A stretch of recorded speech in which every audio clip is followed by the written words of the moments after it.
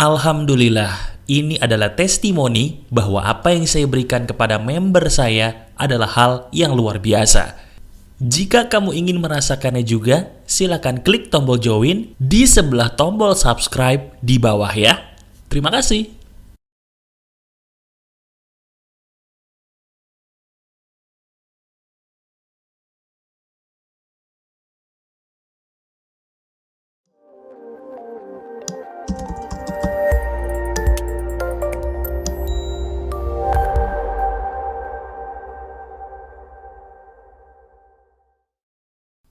Halo teman-teman, ada saya kembali Aryan Surya, sahabat baik kamu dari Pagar Kehidupan di podcast pagi.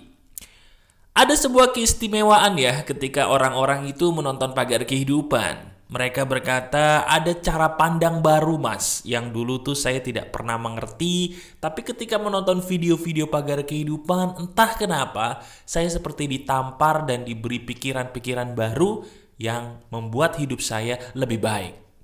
Nah, ngomong-ngomong soal hal yang lebih baik, kali ini insya Allah nih, seizin Tuhan saya punya sebuah hal yang sederhana, tapi lagi-lagi benar.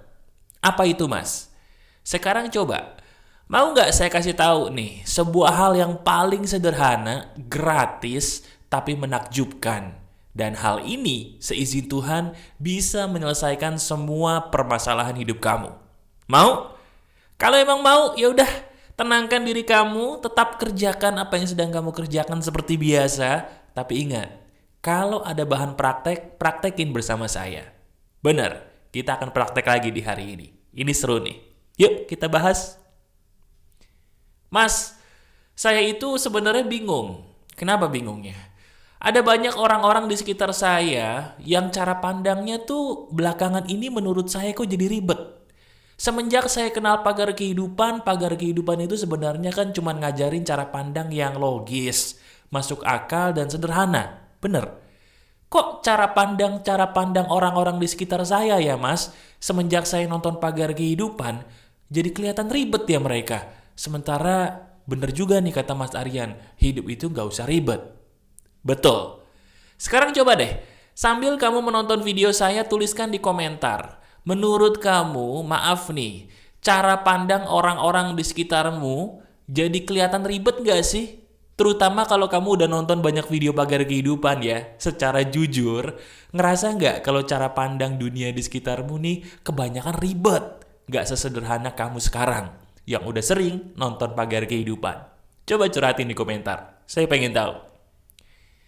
Nah ngomong-ngomong soal masalah ribet, kali ini saya tidak akan mengatakan hal yang ribet seperti orang-orang di sekitarmu mungkin. Justru saya akan langsung to the point aja. Hari ini saya akan mengajarkan sebuah teknik sederhana yang bernama memeluk pagi. Benar. Kamu sedang menonton saya biasanya di pagi hari. Kalaupun menonton video ini di siang hari atau malam hari nggak masalah. Kamu bisa melakukannya mungkin esok hari ketika pagi menjelang. Wah mas, ini teknik apa lagi nih? Dan kenapa Mas Aryan mengajarkan saya di hari ini sebuah teknik memeluk pagi? Apa keistimewaannya? Nih saya kasih tahu. Siapa di antara kamu udah bosen? Udah bosen cari solusi ke kiri, ke kanan, ke depan, ke belakang, ke atas, ke bawah tentang masalah hidupmu nih sekarang, tapi nggak ketemu-ketemu. Udah bosen belum? Apakah kamu juga ngerasa bahwa hidup ini seolah-olah tidak berpihak kepada kamu ya? Mohon maaf, entah kenapa mas, dunia ini kok kayaknya nggak sayang sama saya. Kalau memang jawabannya benar, berarti diri kamu adalah orang yang paling butuh terapi memeluk pagi ini. Gini teman-teman, saya punya rahasia ya. Apa yang terjadi dalam hidup kamu di hari ini itu bergantung dari kualitas pagi hari. Saya ulangi nih dengan bahasa yang lebih jelas ya. Apa yang terjadi dalam hidupmu di hari ini satu hari full, itu bergantung dari kualitas pagi hari kamu. Orang yang pagi harinya buruk, udah pasti seharian dia buruk. Orang yang pagi harinya baik, udah pasti tuh seharian dia baik. Coba, bener nggak? Pernah nggak kamu mengalami peristiwa yang saya katakan ini? Ingat-ingat lagi deh.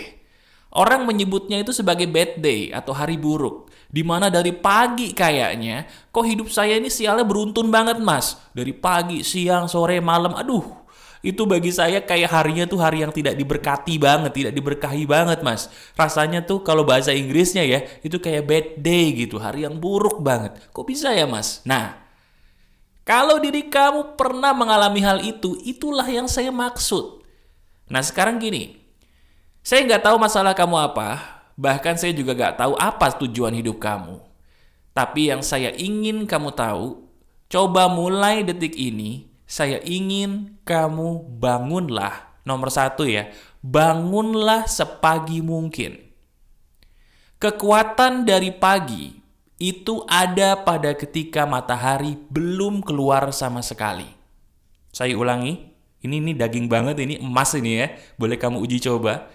Kekuatan pagi hari kamu yang paling utama adalah ketika matahari belum keluar sama sekali. Saya nggak tahu kamu tinggal di mana, jadi saya nggak bisa menyebutkan jam berapa itu, tapi coba lihat. Di saat kamu sudah menjumpai pagi, namun matahari belum keluar, nah di situ tuh kekuatan pagi paling kuat yang harus kamu ambil. Mas, sebentar mas. Kok Mas Aryan bilang kekuatan pagi bisa diambil? Emang bisa ya mas kita mengambil kekuatan dari pagi? Bisa. Saya bagi kamu sebuah ilmu yang mungkin jarang dipelajari orang lain ya. Ilmu ini adalah mengambil energi alam. Teman-teman, saya kasih tahu kepada kamu ya. Orang itu zaman dulu, terutama di Indonesia, pinter-pinter. Orang zaman dulu di Indonesia itu pinternya bukan main. Dia bisa terbang tanpa harus pakai pesawat. Kalau nggak percaya, tanya deh. Tanya sama kakek nenek kamu kalau masih ada. Bener nggak sih kek atau nek, dulu leluhur kita ini orangnya sakti-sakti? Betul. Bisa terbang, bisa mecah raga, bisa hilang. Betul.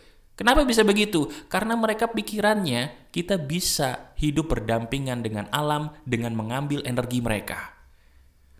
Nah sekarang yang saya ajarin ini bukan ilmu klinik, tapi saya ingin mengajarkan kepada kamu, teman-teman ayo ambil energi pagi. Karena semakin kamu pandai mengambil energi pagi, semakin hidupmu seizin Tuhan beruntung di hari itu. Kalau diri kamu sudah menjumpai pagi dan matahari belum terbit, kamu beruntung. Setelah kamu menjumpai hari di mana kamu merasa bisa hidup di hari itu, walaupun matahari belum terbit, langsung lakukan hal yang pertama. Apa itu mas?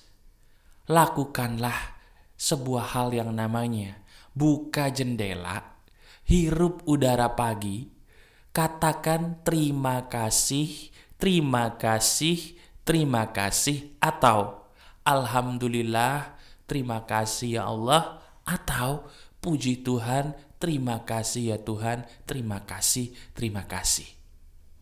Coba dites. Coba kalau secara nggak sengaja kamu nonton video ini mungkin pas pagi-pagi buta gitu ya. Nah bisa langsung dipraktekin tuh. Coba buka jendela, hirup udara subuh ya, namanya subuh kalau di sekitar saya tuh namanya subuh gitu.